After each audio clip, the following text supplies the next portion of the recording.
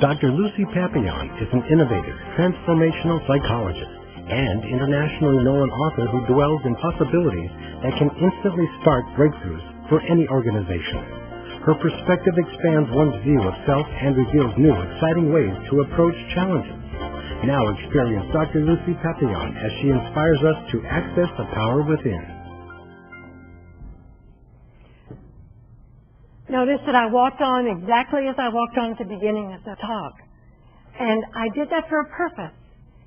I don't just walk into a room. I make an entrance. Today I'm making a talk, so I own this room due to that. But if I were someplace else, I'm going to be asking you in a moment, actually, to make an entrance. And I want you to make an entrance like everywhere you go, whether it's a party or a restaurant or whether it's the gym. Doesn't matter. So let's do that. I want you to stand up right now, please. And I want you to turn around some way. I don't want you to face the way you've been facing, because, you see, we're going to do something different. We're not going to do what we've been doing. So turn some other way. You can turn 45 degrees. You can turn 10 degrees. Just a little bit. Okay. Now, what I'm going to do is I'm going to ask you to say, I make an interest wherever I go. I make an entrance wherever I go, letting my power lead the way. Letting my power lead the way. And I claim freedom from my past limiting beliefs. And I claim freedom from my past limiting beliefs. Good, good. Okay, now I want you to turn back and face me for a moment. Don't sit down, though. All right, we're going to do one more thing. Remember when I talked to you about the fact that there is no impossible dream, that every dream we have is actually possible? Okay, so what I want you to do is think of the next step that you're willing to do. Well, actually, you're going to be committed to do to have that dream occur in your life, and I mean now.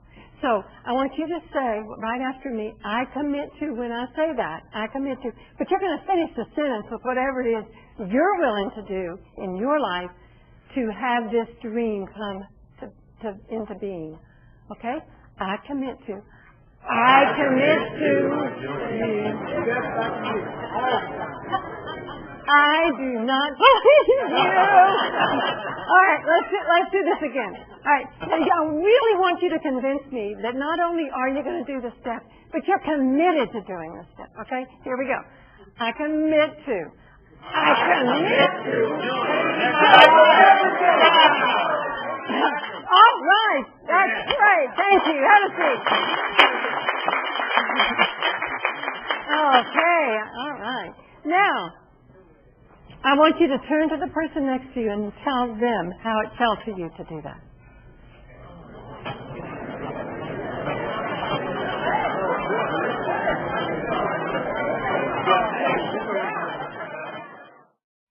You know, without realizing it, you set up boundaries. You set up fences for yourself. Things you can and what you can't do. Ways you can be. How much power you can have or you can't have. And also what you can achieve or you can achieve. And maybe, we sometimes say, well, it's because of our age or our gender. Or maybe it's our education. Or as a patient said this morning, she goes, Mother wouldn't allow me to do that. Well, she's 52 and her mother died 8 years ago. but that's what we do. We have these things in our head, and so we just hold on to them like that. But I'm here to share with you today with absolute certainty that we can remove those boundaries. We can remove those barriers. And we can have you access that power that is already within you. It's already there just for you. I'm challenging you today to turn around those old belief systems of yours, those old ways of being, and to experience that's what transformation is. And, you've had some awful experiences in your life, haven't you? We all have. Some things that were just awful.